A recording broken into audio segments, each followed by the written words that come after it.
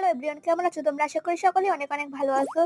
So আজকে আমার পার্লারে একটা বোন এসেছে, মানে আপু এসেছে। সে আজকে বিয়ের সাজবে। সো তাকে আমি সাবান দিয়ে নাক মুখটা ধুয়ে দিয়েছি। তো এখন তার চুলগুলোকে আমি একটু সুন্দর করছি, দেখতেই পাচ্ছ।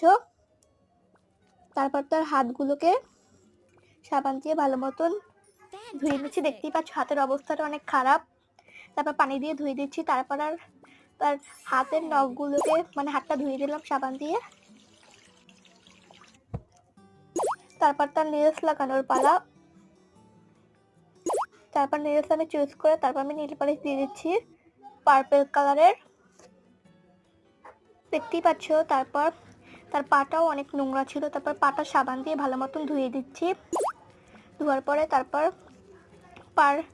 কুই পাটটা ধুয়ে দিলাম, মানে ওটা আঁটু ছিল, আঁটুটা ধোয়ার পরে তারপর পাটা ভালো মতন ধুয়ে দিলাম। তারপর পার জন্য আমরা নেলস চুজ করছি। আমরা পার জন্য রেড কালারটা চুজ করেছি, মানে খয়েরি কালারের। তো তারপর আমরা ফেস প্যাক বানাচ্ছি, দেখতেই পাচ্ছ, কিছু সরঞ্জাম দিয়ে। সেগুলোর নাম বলা যাবে না, নাম বললে কিন্তু তোমরা ব্যবহার করবে। তারপর আমরা হাতে মেহেদি চুজ করছি। সো আমার কাছে এই ডিজাইনটা অনেক ভালো লেগেছে, তাই তাকে এই ডিজাইনটাই দিয়ে দেবো ভাবছি। তারপর ওইটাও দিয়ে দিলাম। তারপর পায়ের মেহেন্দি চুজ করে পায়েও মেহেন্দিটা পরিয়ে দিচ্ছি। হাতেরটা তোমাদের দেখানো হয়নি। এখন তার নাক, মানে ফেসটা সাজানো হবে, তাকে লেন্স লাগিয়ে দিচ্ছি, দেখতেই পাচ্ছ। অনেক দ্রুত হচ্ছে সব কিছু, তোমরা একটু খেয়াল করে তারপর তোমরা করবে।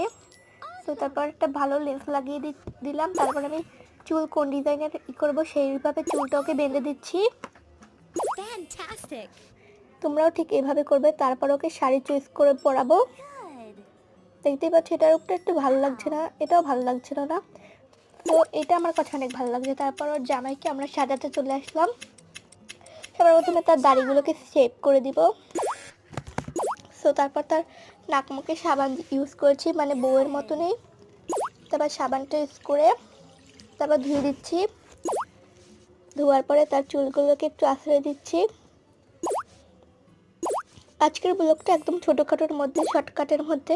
তারপর বউয়ের যেভাবে ফেস প্যাক বানিয়েছি জামাইয়ের জন্য, ঠিক সেভাবেই ফেস প্যাক বানালাম, তোমরা দেখতে থাকো। তারপর বউয়ের শেরওয়ানি চুজ করে পরাচ্ছি। তো জামাইকে এটা অনেকটা সুন্দর লাগছিল, তাই জামাইকে এটাই পরিয়ে দিলাম। তো এখন তাদের বিয়ের মণ্ডপটাকে সুন্দর করে সাজিয়ে দিলাম। তো আমরা তাদের বিয়ের সময় ছিলাম, তাই আমাদের কাছ থেকে সব কিছু করিয়েছে। তো তাদের বিয়ে হওয়ার পরে কিছু পিক তোলার জন্য এখন তাদের পিকের ইটা আমরা সাজাচ্ছে, সেটা আমি আপনাদের